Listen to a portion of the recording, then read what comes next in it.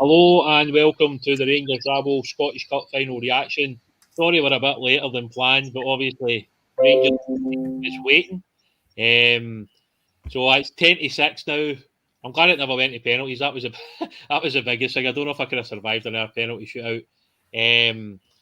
Stu and Mark, how you feeling? Are you buzzing? Is it a bit of I don't know? We're just glad we got the win in the end. Yeah, I'm over the moon, mate. Over the moon. Yeah, it sort of feels like we've been through the ringer in the last 4 or 5 days. You went for the exhilaration of being in Seville to getting the lead to them equalising to losing in penalties and watching that game for 90 minutes and then getting into extra time. I don't know if I could have took much more. I'm glad it's the end of the season. I think we'll just start off. I'll come to you first, Stu. Obviously, we kind of spoke about it before the pod started. What more can you say about the players in terms of their attitude, their fight, their desire? I mean, is there anything else you can really say about them? No, I think they put to bed any sort of mentality questions today. It was just the players playing for each other and wanting to, I thought that they just used that the disappointment of Wednesday to fuel today and get over the line, because that extra time was absolutely different gravy from us and the fitness levels. And we must have really ramped up this caffeine, because that feeling is just I can't get over it. Like you were saying, that like 4 or 5 extra times now. They're just getting stronger and stronger every time. And Lundstrom, I think, summed it up right at the end when he just said it looked like they were the ones that had just played extra time in Seville, and that was it for me.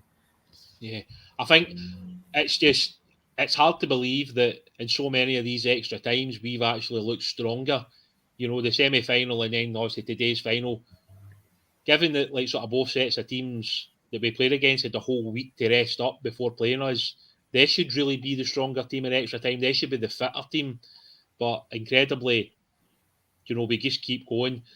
Mark, I'll come to you on Calvin Bassey. Is there any words for Calvin when he just keeps running up and down the pitch after 120 minutes and then another 120 minutes? He's like the Energizer Bunny, isn't he? You can run out of words for the boy. Like you said, amazing. What a performance! What a player! The boy. I mean, the last 2 performances in 2 cup finals that boy's put in is phenomenal, absolutely phenomenal. As I said, it's very much I think in everybody's mind the fact that this boy is going to be an absolute world class star. 22-year-old, he's got energy for bloody the burn. I mean, it's just unbelievable. But see, for me as well, the whole team became Rangers players today. They could have laid down, they could have hidden their shells, they could have had their heads down, but every single one of them came out there and fought to a man. Every single one of them. I'm proud of every single. I'm prouder of them today than I was midweek there, because it was easier for them to kind of lie down and go, do you know what? We're taking a huff. But to a man, every single one of them sleeves up and gave everything that they had. And as I said, I can't be prouder. Man. Right, let's just kind of touch on some of the things in the kind of first and second half. There maybe wasn't as much to talk about as we would have liked, but we'll come to the tackle on Bassey. My first instinct, Stu, was that was on the verge of red. I thought he was late. I thought it was reckless. What was your first kind of thoughts on that tackle for Harren on Bassey? I thought at first, the first, I don't know if I was fully watching, but I actually thought the yellow was a bit, I thought, God, he's putting the cards out early here. I thought he might let that go. But when they showed the replay, I think if VAR looks at that, I think they send him off. I don't think you can have any other, he may be a bit unlucky, but it is reckless. It's out of control. And he's, if your leg stays where it is, you're snapping that ankle, aren't you, really? And there was no need for it that early in the game as well. It's almost like a lay your marker down. But yeah, I think if we have VAR, he walks for that 100%. Yeah, I thought it was a really poor tackle. My first impression was he was late, he was reckless. And I guess, I think, as you say, if VAR's in place next season in that situation, I think that boy's in serious trouble after 3 minutes. The next kind of chance, obviously, Hearts hit the post. Hearts actually kind of started the game reasonably well, to be fair to them. A miss hit by Boyce, and Sims somehow hits the post. Was that one of those moments, Mark, that you're just glad the ball never ended up in the back of the net? It was almost a carbon copy of it for the other side on Wednesday night. Just my heart in the mouth. But as I said, sometimes you need to ride your luck. But to be fair, that's pretty much all they've done, really, in the game. I mean, I think that was their chance. That was their one chance to take lead. And as I said, definitely heart in the mouth stuff. But we got away with it big time. But it should have been away. Should have been a goal. You're on mute. Mute, William. Sorry, I was trying to listen to Alan McGregor's interview in the telly to see if he was saying if he was retiring or not there, so I forgot to take it off mute. So basically, can I skip through the rest of the first half quickly? That chance for Connor Golson with the long ball was a really good ball, actually. And Giallo probably could have done a wee bit better, actually, his chance. Scotty Arfield, the shot blocked by, I think it was John Souttar, who, I know we'll touch on John Souttar because obviously he's going to be a Rangers player next year, but I thought he was magnificent today, John Souttar. Brilliant, I don't talk about the opposition that much, but I thought he was actually exceptional today, to be honest. Couple of other chances in that first half. I think the ball for Bassey into Aribo, but his header, he just didn't seem to catch it as well as he probably could have done. And then probably the best chance of the first half, Stu, Bassey with that ball into Giallo. I mean, what's he trying to do there? Do you think he's just trying to get his body in front of the defender so like he doesn't get his head on it properly? Or is he just a bit early, a bit late? What did you think? I think as a guy that doesn't usually head of the ball, to be honest, it's the size of him. It's not going to be his forte, is it? I think I didn't actually think he was going to get to it when the ball come across. I didn't think he had a chance of getting to it, and then he's not only got to it, but he's got the time to. I mean, he's got it. There's no excuse really. I don't know what he's tried to do with it. Whether he's tried to make sure too much or he's just closed his eyes. It was tremendous from Bassey just to even put that in the danger, and he does that where it seems like he doesn't have a lot of room to get the ball across, and then he'll whip a dangerous ball in.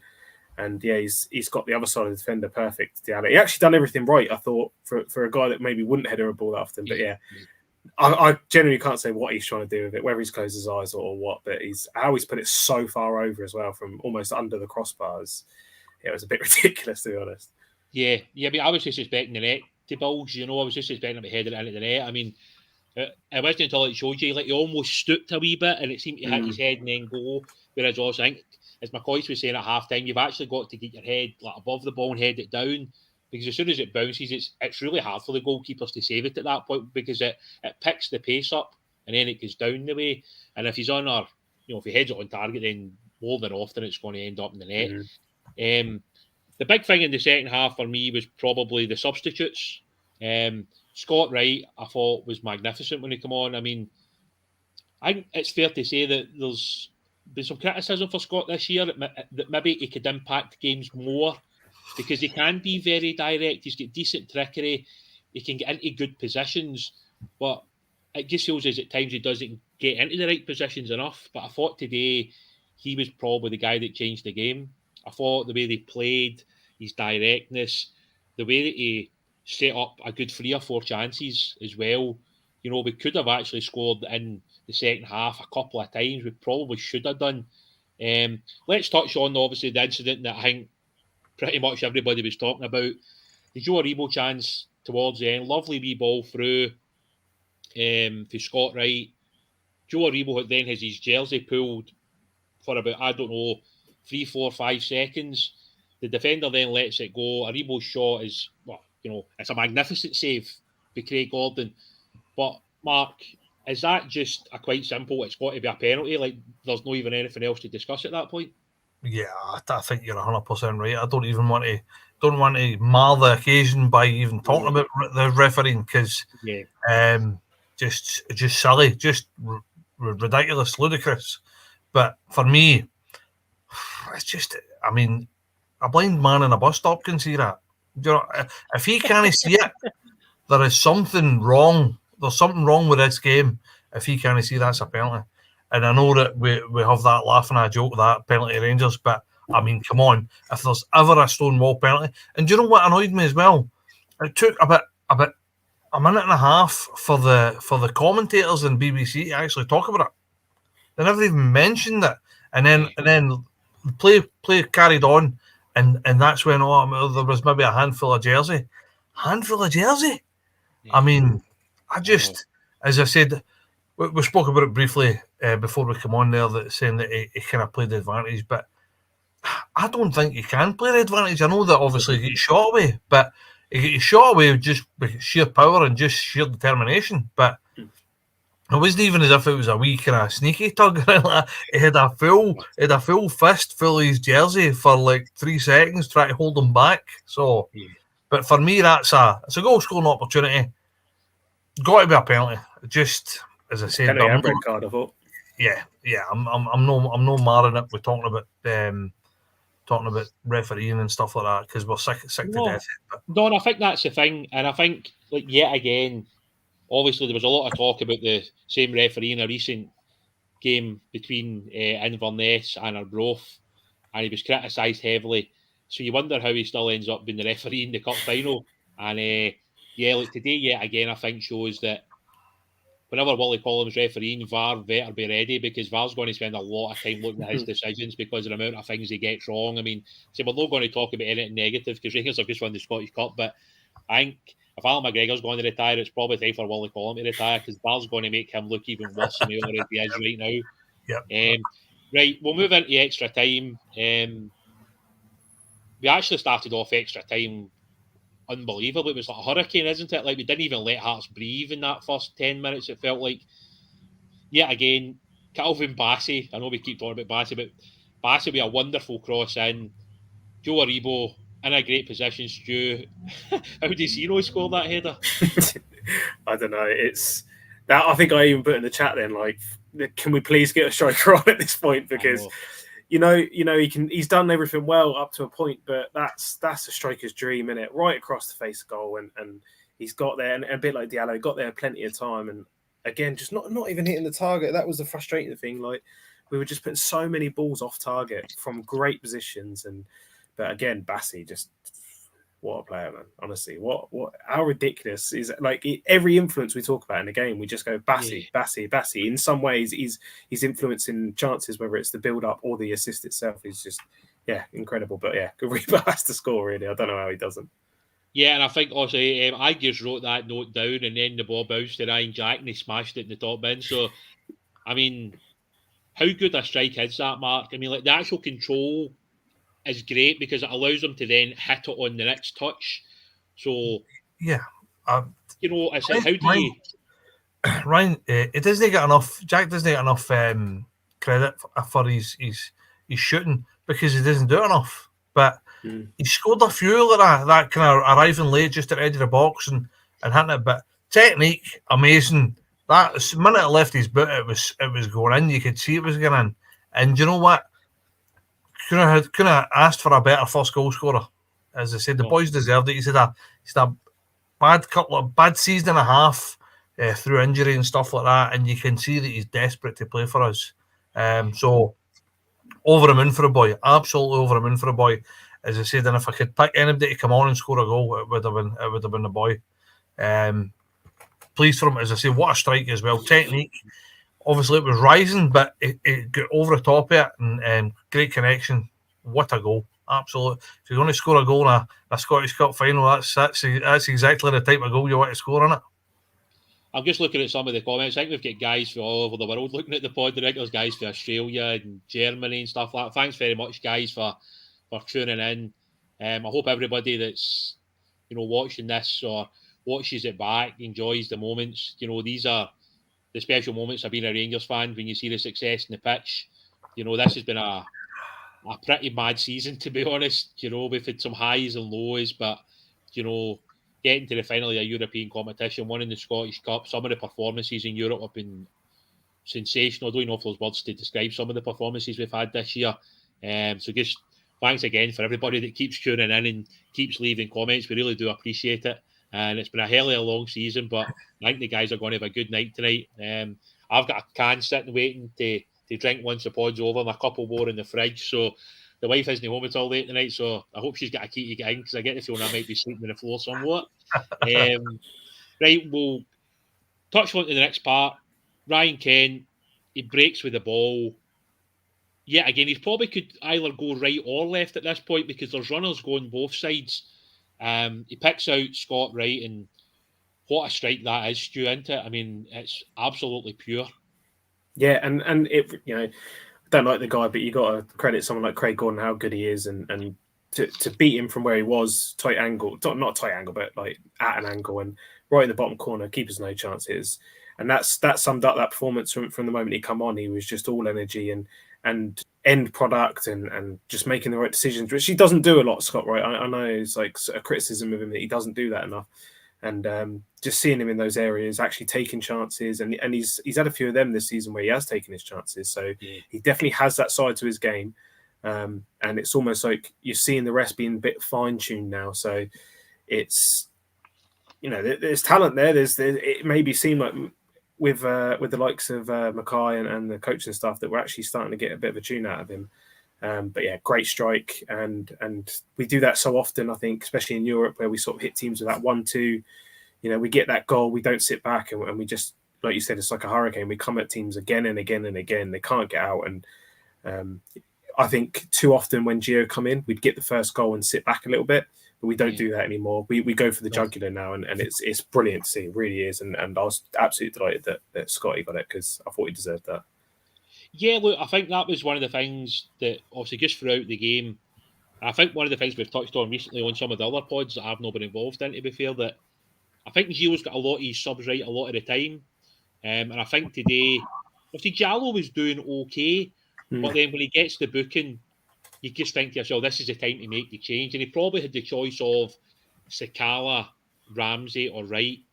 And in the end, he brought on Scott Wright. And it has to be said, Scott did change the game. You know, he brought us a bit more intensity, a bit more pace, a bit more directness.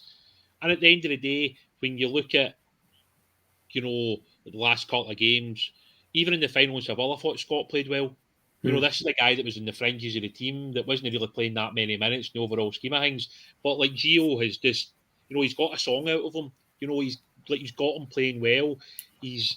And like today was a big thing getting that goal, because I think that's one of our criticisms, isn't it? Some of our wide players that maybe we don't score enough goals, or maybe we don't do enough in the final third. Scotty certainly did that today, so he can certainly enjoy his night because he certainly deserved the goal when it went in. With a bit of a kind of lull after that, I don't know if Hearts were in shock or we were in shock that it went from 0-0 to 2-0 in about 3 minutes. But yeah, again, it was Ryan Kent driving forward to the edge of the box. His shot goes over the bar. That kind of took us up to half time and extra time. And then, like, yet again, like the second half of extra time, it was just Rangers again and again. Some of the chances, Fashion Sakala, come on, obviously, for Joe Aribo. Then, obviously, straight away, Sakala's pace causes Hearts problems. Halkett gets into the book. Sakala probably should score when he slid in with Scott Wright, I think it was. Yep. Yeah, again, should probably do a little bit better. And then, probably the first time I've been emotional in a while was seeing Alan McGregor coming on. I don't know if that was just maybe like a reality that maybe this is Alan's last game and that we've watched him for so long in a Rangers jersey. Maybe it's not. Maybe we're just reading too much into it, but you don't normally see changes like that in games unless it is somebody's last. I think it was, Willie. I think that's the last we're going to see him. But do you know what? What a lovely touch. What a nice touch. Couple of minutes. Get him on. Get me say cheerio to the fans. So fair play to Gio for doing that because he did, didn't he? Yeah. And a lot of managers wouldn't have done it. So, but as I said, fair play to him. Brought him on. Wee bit of nostalgia, wee bit of emotion. Brilliant to see, as I said, to get the applause of the fans and stuff. So brilliant, absolutely brilliant. And as I said, for me, Gio, touch of class doing that. I thought that was really nice of him. He didn't he? No. I'll just touch on the opposition goalkeeper. I thought Craig Gordon was magnificent. You know, he made some quite ridiculous saves. You know, the one in the first half, the one in the second half as well. The ones in extra time with the last kick of the ball. I think it was Kent and Kamara. He made two really good saves. And yeah, again, I think we're fortunate. You know, this has been an era of two excellent goalkeepers in Alan McGregor and Craig Gordon who went toe-to-toe. And the fact that Alan has had the caps he's had, you know, shows you the level that Alan has been at in his career. And the fact the two of them are still out there at like 39 and 40 That's the standard of goalkeepers these guys have been for basically 15, 20 years. Utterly sensational goalkeeping from both of them at times during their career. But if that is Alan's last one, then it's been a hell of a ride, mate. You've been one of the best goalkeepers I've seen in a Rangers jersey. I know most people say we would never get better than Andy Gorham, but Alan McGregor must be right up there, if not better, because some of the stuff he's done in his time at Rangers first time and second time around has been pretty special. Some of the saves I'll remember for a long time. And if it is Alan, departing, then he's going to depart a winner, which is, I think, what we all wanted to see for him, because he deserves that as much as anything else. Okay, let's have a wee look at some of the comments. Okay, what we got? Oh, it's just actually comments, but the goalkeeping, funnily enough, I mean, it is fair. One of the guys saying that thought Scott Wright was outstanding today. Bassey deserved man of the match. I don't know if there's anybody on the planet that didn't think Calvin Bassey was man of the match. I mean, just utterly sensational. Plays with the likes, doesn't he, Bassey? I mean, let's touch on that quickly, right? Obviously, there's been bits in the press. We're not going to talk too much negative, obviously, but there's been bits in the press about Calvin being linked to clubs in England, which isn't a surprise, let's be honest. I mean, what are you thinking about with Bassey? What is the figure for somebody like Bassey for Rangers to even consider talking about it? I think for the likes of Bassey, the fact that he's down south, they put a big thing on English players. I know that he plays for Nigeria, but he's English. He's born and bred in England. He's homegrown. Yeah, and they put a massive emphasis on young English talent, and they put stupid numbers on them. Now, see if anybody thinks that they can come up here and put derisory offers in for that boy that is just stupidity. I mean, numbers that I seen, I said, you want to put maybe a 2 or a 3 in front of that? Because that boy's 22, right? This is his first season in senior football. He's not played a senior game before that. No, this boy's first season. He's man of the match on Europa League final, and man of the match today as well. I mean, you can't. For me, that's special. And the numbers that you put a number on it, for me, you're talking about 25 plus, 30 million plus, because, as I said, that boy is only going to get better. Now, that boy can play centre half, and he can play left back. And everybody was saying the whole season, we've been through the whole season going, is he best at left back? Is he best at centre half? We've done it. We've all said no, and we've all changed our mind. We've all went, do you know what? He's a better left back. And then we've seen him playing centre half for 3 or 4 games against top quality opposition. Not just your average run of the mill, top quality. And you're like, do you know what? The boy's covering. He's a centre half. The only thing the boy's lacking is his ability in the air. No, that's something that can be taught. It's something that can be taught. So, but for me, the boy plays where he likes, and I think we need to get this boy signed up in a 5-year contract. Well, that was my question to Stu. I mean, we've got him. I think he's still got 2 years left in his current contract. Stu, is it important now, because of the season that he's had and the way that he's finished the season, as much as anything else, that we now sit him down and improve his contract, give him a longer contract, because that just protects the club from any bids that are going to come in for him? Yeah, and we don't. Do you know what I mean? We've really got to start planning better. I think we've got sort of 3 top guys coming into their last years now. Galton's obviously going to leave, so we can't let that keep happening. In order for us to have a better bargaining position, we've got to start tying valuable assets down for long times. And I think with players like Bassey, the thing you get at Bassey is a bit like Aribo. I think is that they're like natural athletes, and you can't teach size. Do you know what I mean? That's just how big these guys are and how strong they are. And with his ability to get forward, his fitness, you can teach fitness to a degree. I don't think you can train someone to be as fit as Bassey is. That's just a natural ability that he has. And clubs look for that. Clubs want physical specimens. Do you know what I mean? That helps. And for us now, obviously we couldn't have predicted the rise he's going to have so quickly, but it must have been a sort of in the back mind of people like Gerrard and that when they were looking at him originally. Having him long term is absolutely vital. And as it is, like I think you said earlier with the other guys, is we've got to sit these guys down now and say, this is like, what do you want? And we go into negotiation, and if we can't get something, then we're going to have to look at moving them on, because last thing we want is a Goldson situation again. But Bassey, top talent, and at 22 as well, we can actually get a few more quality years out of him, and then even sell him at a bigger price. So it's not like he's peaked. He's got so much more to give, and you've really got to tie down potential, I think, and he's got so much, absolute bags of it. So yeah, vital for me that we really get into tying players down long term, and not just Bassey, but all of them. Yeah, I agree with that completely. Big shout out to one of my old workmates, Gary Paul. Hope you're doing well, mate.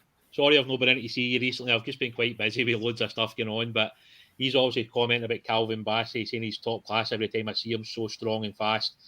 Yeah, look, I think that's the thing with Bassey. At the start of the season, like, you saw the rawness, like, you see his size, you see the power and the pace, but like, as the season's went on, I don't know if it's just maybe we're working with guys like Goldson and Tavernier, maybe just the constant talking with him, that he just seems to have moved on to this next level. And I think that's the scary thing, that when you look at how much he's developed in a season, like, he's only going to get better. And that's like the scary thing, because you tend to find that like, sort of players will make mistakes in that first year. And Calvin has made mistakes. Yeah, but what and that's the thing, mate. But the thing that he's got that gets him back out of that trouble is the power and the pace. The way that he gets back and gets in tackles. I mean, that's what's like sort of scary to me. The boy's a machine. Yeah. Proper machine. And he's a big unit. Somebody that size has no right to be that quick. No right whatsoever. That defies physics. Usually, if you're that big, you cannot run that fast.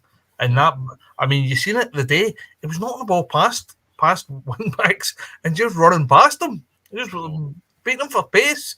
And as I said, the boy's massive. But I just think that this young boy is come on so much in a year that I think you got to. For me, you go like that. Do you know what? We're going to make you one of the best paid at the club. There's a 5-year contract. Sign it. I think it looks as if he loves it here as well. Do you know what I mean? It does look as if he's enjoying his football here. Yeah, and I think that's what's important for us. We've got to let's look at the squad that's available in the summer. Whoever's going to go, because players will go. We know that. We're not silly. We know we will lose one or two of our better players. That's just the way football is. And there's also that turnaround that you have every 3 to 4 years where players come, players go. Gio will obviously have in his mind some players that he wants. I wouldn't be surprised if there's already been a couple of deals done that will be announced maybe in the not too distant future. I would think so. The club will probably obviously put out tweets tonight about winning the Scottish Cup, which is obviously what we want to see. We want to enjoy that. But I'm sure over the coming maybe the next week, we will see some things coming out. Whether that is, Alan McGregor retiring, Connor Goldson deciding that he's leaving and are free to go somewhere else, Stephen Davis maybe retiring or moving on. Like, these things will happen. But I think we should just enjoy the moments. These last kind of 2 years in particular have been pretty crazy with the league, with the cup, with some of the European games. I think especially, Stu, like the European stuff this season has just been extra special, hasn't it? Yeah, and obviously it's ended in a bit of disappointment, and I think a few of us are still feeling that a little bit today, but I think overall it's what a journey, and I'd do it all again next season, even if it led to that disappointment again, because that's given me some of the best moments of my life. And for 12 minutes, I've never been higher. Like when Aribo put that ball in, and for those next 12 minutes, generally thinking we were going to win it, right? And the team deserve all the praise, win or lose in that match, because the performance they turned in from Dortmund, I mean, from when Gio got in really in Europe, but particularly the Dortmund game, I think just it gave this lot of belief, and a belief that they could go and absolutely start going toe to toe with some of the best players in the world. And it didn't matter if we were going into games slight favourites like we did in Braga, or if we were going in underdogs like Leipzig. We played the same way. We didn't change for anyone, and we just put our stamp on every single game in Europe. And it's I think we'll look back on it in years to come and cherish it as hard as it is right now. I think we'll absolutely cherish that run that we've had this season. Yeah. Right, Mark, I'll come to you on the next one, because that's obviously some of the chat and the comments. CGM has actually been quite positive here. I mean, like, quite well, Mark, CGM doesn't say too many positive comments on the overall scheme of things, right? No. He was saying John Souttar was good today, and his only issue is keeping fit. How good was John Souttar today for Hearts, Mark? To be fair, for me, John Souttar was the best centre half in the park today. I thought he flung his body in front of everything. His distribution was pretty good as well. Like CGM said there, see if we can keep this boy fit. I think that it will very much ease the pain of losing Goldson. I think that this boy's he's young as well. He's not that old. He's only 25 or something like that. Yeah, I think it's about that. 24, 25. Yeah. So can't be far off. This young boy, as I said, if we can keep him fit, which I think we've got superior physios, superior doctors at Ibrox. So I think if we can keep this boy fit, I think it would ease the pain of losing Goldson. I can't see this boy. I can see this boy kicking on and becoming a proper Rangers player, because looking at that, that's the first time I've properly sat and watched him. Obviously, because he's playing against us, but I've sat and watched him, and I've sat and thought to him, this boy, how would this boy work in our system? And I think he would stroll it, to be perfectly honest with you. He's good in the air. He's good at with the ball at his feet. He's fearless. He's good in the air. His positional play is really good as well. So, as I said, the only downside I think is the boy's fitness. So we're getting him for nothing. So do you know what? I think it's a great punt. It's a great shout. Personally, I would have brought him in January, but do you know what? I think we're in a good place with him coming in. I'd like to see the big young boy King getting more of a game time as well, because he looks as if he's got the ability to be a cracker. He doesn't look like the biggest centre half in the world, but one of the best centre halves in the world was Poyel, and he was 5'10" if you're lucky. So it doesn't. For me, it doesn't matter if you're good enough. You can read the game. Then you don't need to be 6'4" to be a centre half. But for me, the big boy Souttar, he looks like Gudgeon. I know that we've got this thing as Rangers fans that if he's Scottish and he comes to us as a free and he played for Hearts, that we're looking for somebody with a Ramirez or a Rodriguez or a, do you know what I mean? We need a fancy name for us to get excited about him. But do you know what? I think the big boy's got everything. The big boy's got absolutely everything. And it tells a story that Hearts fans are gutted that he's going. So for me, I think he's got everything that we need in a centre half. His position really surprised me as well. Like I've heard all the talk of Souttar I've heard is just how good he is on the ball. Like very comfortable for a centre back on the ball. He likes those sort of long diagonals as well, but he can also step out, and that's what I was expecting to see today. But his positioning was outrageous at times. Like wherever we put that ball in the box, he was there. And there was that one that summed it up. I think it was towards the end or even extra time. I can't remember, but he made the initial challenge quite high up. And then the ball's come in and he's there clearing that one as well. And I was like, how's he got back there? And I think he sort of read Sakala late on like a book as well and just stepped in front of him and nullified all his pace. So I'm excited. We can a bit like a couple of players we've had. If we can keep him fit, I'm actually really excited to see what he can do for us. No, I agree. I think the thing with Souttar is he's at a good age that you can still work with him, develop him, and obviously get his game to the next level. I think that's the excitement with Souttar. I mean, I remember the chat all those years ago when he was at Dundee United, and a lot of the English clubs were sniffing about him, but then he got a really bad injury, and I think his contract was running down, and Hearts offered like $100,000 to buy him. Hearts have got their $100,000 back out of him. You know, when he has played, he's been very, very good, and I do think it was worth Rangers, you know, getting him on the pre-contract. It'll be interesting to see how he fits in to the team. You know, does Bassey become the everyday left back? Does Bassey stay in at centre back? These are all things I suppose we'll find out. I'm just going to pick up a couple of the comments that we'll go through. Big shout out to Tom. He's watching on for Adelaide in Australia. Appreciate that, mate. Thanks very much for tuning in to listen to the lads chat about the famous Glasgow Rangers. It's always good to talk about when we win things. Just some of the other guys talking about Souttar. Just saying he reads the game really well. And I do think that's something that we... Look, I know you have to have a certain physical size about you in Scotland because it is a physical game, but the way that he reads the game is very good, and that's something that, as a centre-back, if you can step in front of most players and take the ball off them, it saves you having to get suspensions for bookings, and that's something that Goals has been really good at. He doesn't make a lot of rash tackles. He always looks to step in front of guys and that's something that all good defenders should be doing. And Suter certainly looks like he could be that type of player. I'm not wanting to say anything silly like he's going to be a replacement for Goldson, because I don't like to say that about players. I don't think it's the right thing, because what Connor's done for us has been sensational. But, you know, if John can come in and do the same job as Connor, then, you know, I think we'll all be pretty happy. I think the comments easy pain, innit? I think he'll easy pain. I think that he's... Do you know what? See if he's half as good as Goldson, I think we'll be doing all right. Definitely. Stuart, I'll come to you just on a slightly kind of separate subject. Aaron Ramsey today yet again doesn't go on. Obviously, this, you know, the chat seems to be that Juventus are going to tear up the last year of his contract, which basically means he'll be a free agent.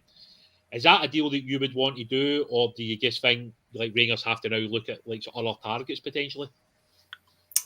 I would do it because I love Ramsey. I think I just always liked him as a player, to be honest. So I could understand completely why a lot of people, probably the majority, wouldn't want to take that option on.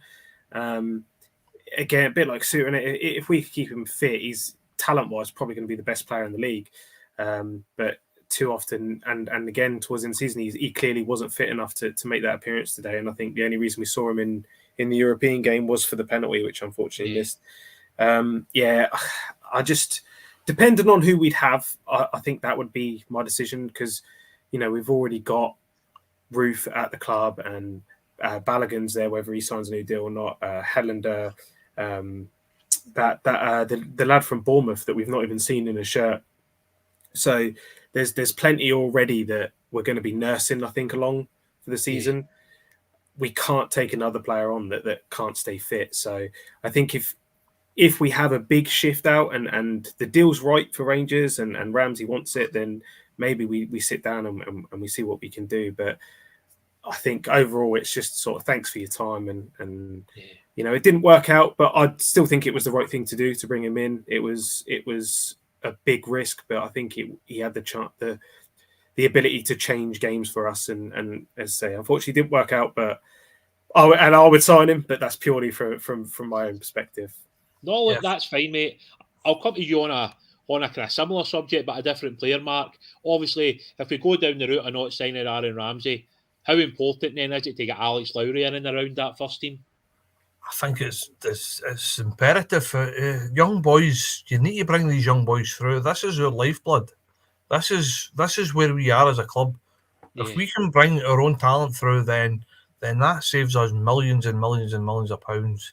For me, the wee guys get everything, and it's just about trying to nurture them properly and bring them through properly. It's that trying to find that fine balance in it of no putting too much pressure on his shoulders. But to be fair, looking at the boy, I don't think the pressure even matters to him. I don't think he feels pressure. So, and I like that. I like that he's got that swagger about him. That kind of I'm Gallus. So, but I think it's important. We need to. But I don't think we fling him right in. And I think Gio's conscious of that. I think that probably most of us as Rangers fans would have played him today. I would have started easily today for us. And after 60 minutes, myself sitting, I was thinking, well, we need something that something different. And I was thinking to myself, well, Lowry's ideal, because Lowry's got that kind of killer pass. He's got that kind of unpredictability and stuff like that. He's got an eye for a goal, likes a shot. And for me, I was shouting, stick him on, 60 minutes, get him on. But the young boys got everything moving forward. And as I said, we need to be careful with him. But this young boy could be a superstar for the years to come for Rangers. And we could sell him for stupid amounts of money. But just going back to the Ramsey thing, that Ramsey would be a good one to obviously kind of like deputise Lowry with him and learn from Ramsey. Yeah, that's a good point. Yeah. But for me, the only way you're signing Ramsey is if it's a pay-as-you-play. That's the only way you're going to sign him. There's no point in giving Ramsey 30 grand a week and having him playing maybe 15 games a season. That's just ludicrous. So if we can get him on like a pay-as-you-play type of gig, because let's face it, it doesn't need the money. But somebody down south, somebody in the Championship or the lower part of the Premiership will give him 60, 70, 80 grand a week. So for me, I don't think he will sign. I'd be over the moon if he did, but I would only be over the moon if it was a pay as you play. But I would like to see if that was the case. I think that's an ideal person to kind of take Lowry under his wing and kind of teach him and show him things and show him about movement and stuff like that because you couldn't learn from anybody better. So the boy's a superstar. It's just his fitness that's the problem.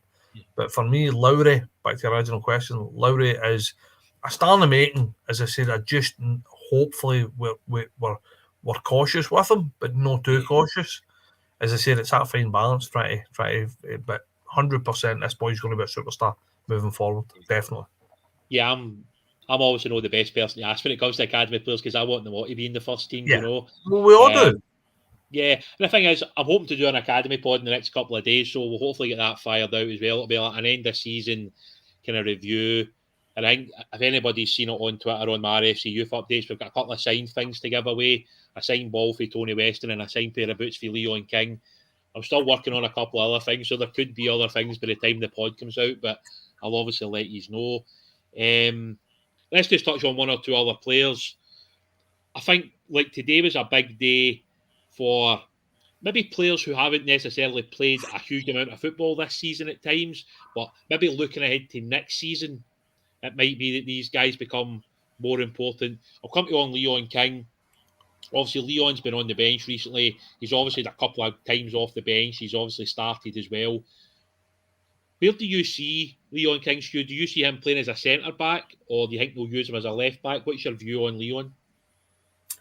I think it's all going to depend on recruitment. I think he's fantastic talent, and from what we've seen of him, a bit like Lowry and a bit like McCann as well. Like the stepping up doesn't faze them. They just look like they belong there. Like they've always been first team players.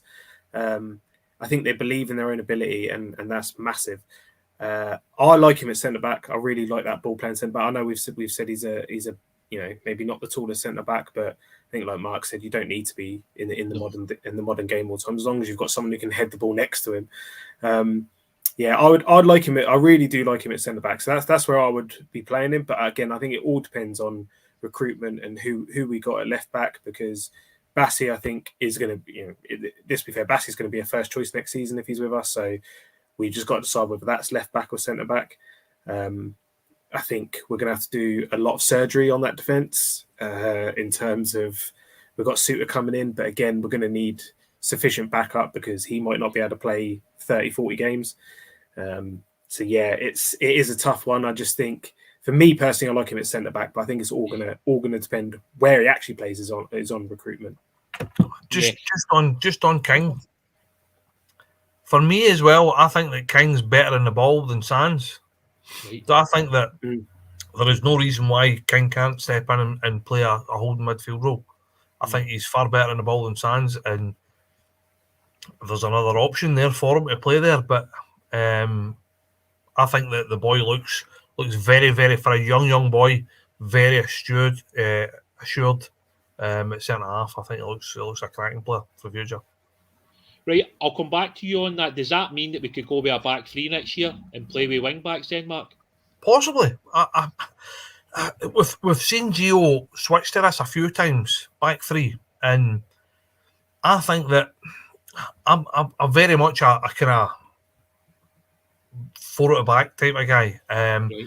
But this three at the back, I think, system would work because we are playing against a low block week in, week out. I think it would work in Scotland because you're putting an extra man into midfield. But if you've got a centre half that can step forward with the ball, then it works for us because you're putting an extra man in the midfield, and it means that somebody's going to need to come out from that low block and press to shut down whoever's stepping it.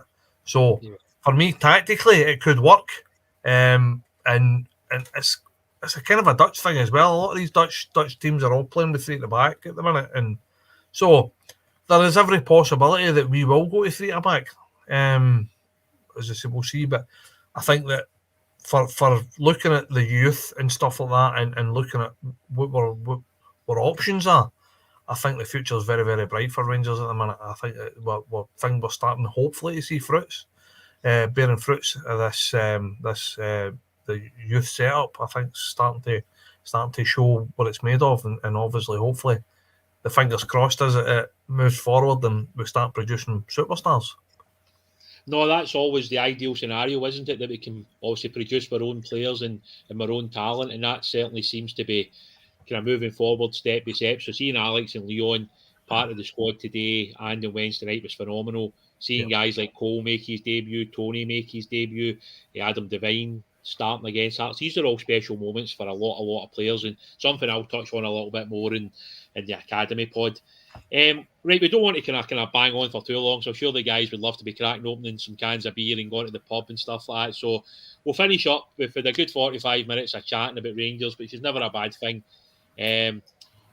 Just want to finish up by saying thanks very much to everybody. I think we had like 400 people in there at one point, which is incredible. Thanks for all the comments. Thanks for all the kind of love over the season. It's been very much appreciated. We're hoping to have a rabble night out with all the guys in the podcast at some point because we've got some money set aside for a good few beers. So, yeah, again, thanks very much to everybody who's been on the pods. Thanks very much to everybody that's joined in the comments. Thanks very much to everybody that's subscribed over the season. It's all very much appreciated. And I think Martin's going to have a wee kind of midweek pod lined up to finish off the season. So, yeah, again, thanks very much to everybody and take care of yourselves and we'll see you all very soon. Cheers.